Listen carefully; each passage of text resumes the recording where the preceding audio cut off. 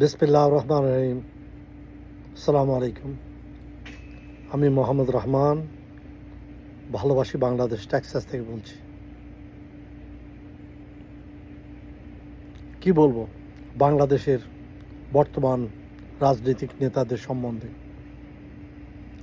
সালাউদ্দিন সম্বন্ধে, বিএনপির সালাউদ্দিন সম্বন্ধে তাইলে কিছু বলি। বিএনপির সালাউদ্দিন 5 বছর মেঘালয়ে রাজকীয় ঘরে বসে শান সজ্জা সব ভোগ করে ভারতের ট্রেনিং নিয়েছেন কিভাবে বাংলাদেশকে লিন্দুক দর্জির মতো তারা কাজ করে বাংলাদেশকে ভারতের হাতে তুলে দিবেন। আমার কথা হচ্ছে, আমরা কি তারেক জিয়া কি এটা জানেন না? মির্জা আব্বাস কি এটা জানেন না? মির্জা ফখরুল এটা জানেন না?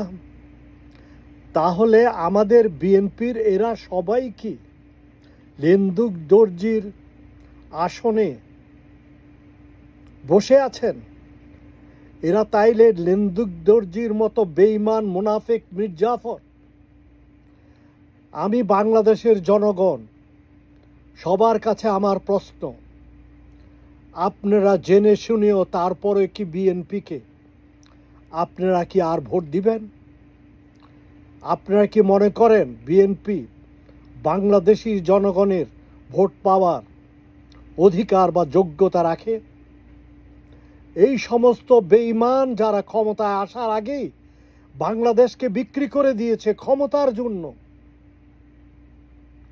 ভারতের কাছে ক্ষমতার জন্য বাংলাদেশকে বিক্রি করেছে এই মুনাফিক মির্জাফর,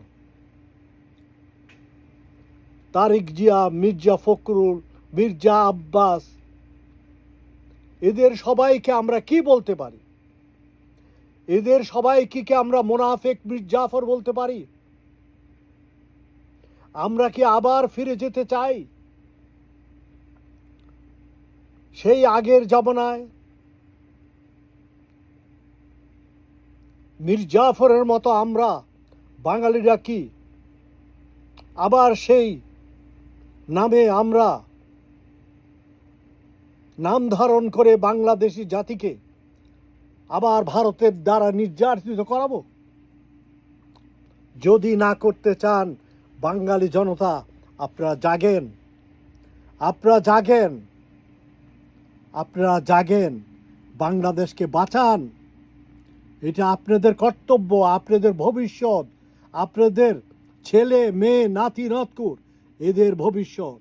বাংলাদেশ একটা বিশাল সমৃদ্ধশালী জাতি হিসাবে প্রতিষ্ঠিত হতে পারবে যদি আপনারা আজকে রুখে দাঁড়ান এবং ডাক্তার ইউনূসের সাথে আপনারা একত্রতা ঘোষণা করেন। ইনকিলাব জিন্দাবাদ, বাংলাদেশ জিন্দাবাদ। আসসালামু আলাইকুম।